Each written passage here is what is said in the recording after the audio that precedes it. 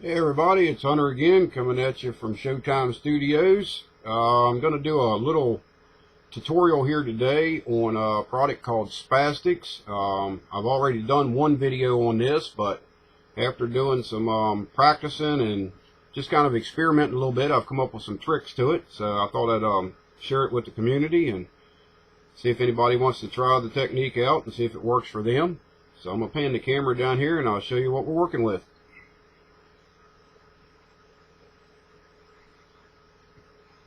Okay, for those of you that are not familiar with this product, this is actually an RC product for the remote control cars and stuff like that. It's actually used on painting Lexan bodies and creating a chrome effect on them. This is the ultimate black backer, and this here is the mirror chrome.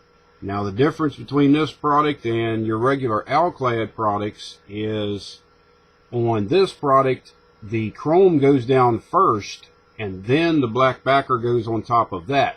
Now like an alclad product, you put the backer down first and then the chrome goes on top and you polish it.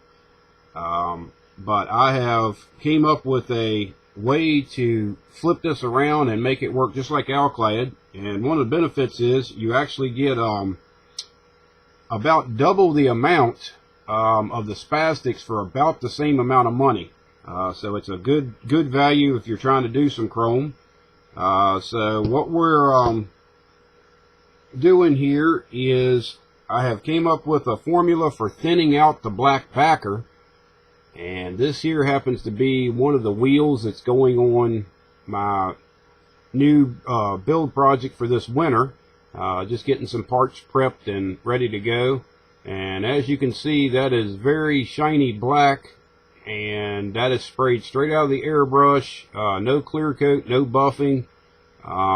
It's just as it comes out of the airbrush, and it's dried for about 2 days now, and this is a perfect backer for the chrome to get the effect. And I went ahead and did a spare bumper that I had laying around. This is after the backer and then sprayed down with the mirror chrome. And as you can see, it is pretty reflective. It's not true chrome. Just like I said before, anything that you're going to spray onto a model part is not going to be true chrome. It'll give you sort of the illusion of it, but if you're looking to spray this stuff and make it come out and look just like a piece of kit chrome, it's not going to happen. This stuff is basically very shiny silver, and that's about all you're going to get out of it. But this piece here is very reflective, very smooth. All I did was spray the mirror chrome on top of the black and buffed it with a piece of t-shirt, and that's the finished product there.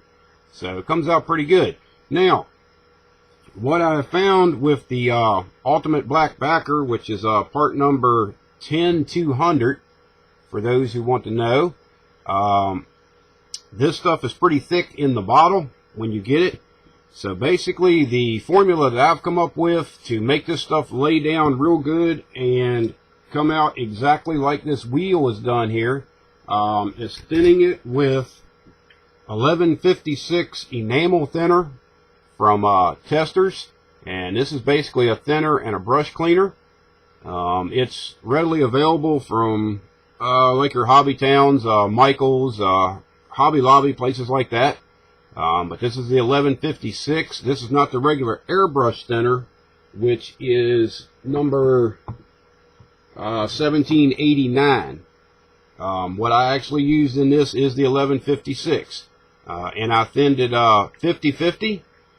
And once you spray it at about 15 pounds through your airbrush, now that pressure could kind of change around a little bit depending on whether you're using siphon feed or a gravity feed, or what size needle you're using in the airbrush. But I use the Grex Tritium series, which is gravity feed, and it comes out real good. So you may have to play around a little bit with the air pressures and your distance to get your black to lay down. After I thinned this out and put it in the airbrush, I actually sprayed a little guide coat first just to give it something to cling to, because what you want to do with this stuff is actually spray it to the point where it's almost running. And then that gives you your highest shine that you can get, and this product here being the consistency that it is, once you thin it, it tends to self-level very well, and you don't get a lot of that orange peel effect that ruins a lot of alcladed chrome attempts, and I've had a bunch of them myself. So hopefully that gives you an idea on another trick to using this stuff and being able to create some chrome effect parts. I'll be using it a lot on my new project, and I'll keep you up to date on all the different things that we'll be using the spazstix chrome on. I'm up to about 20 parts now that I've got set to the side and in black coat. I'm actually going to spray them all at one time when I get ready to do the mirror chrome on it. That way I have the same sheen on everything. So, but like always, if you have any questions or concerns on this video, just leave me a message and I'll be more than glad to get back to you. And like always, I thank you for watching, and we'll talk to you later. Bye-bye.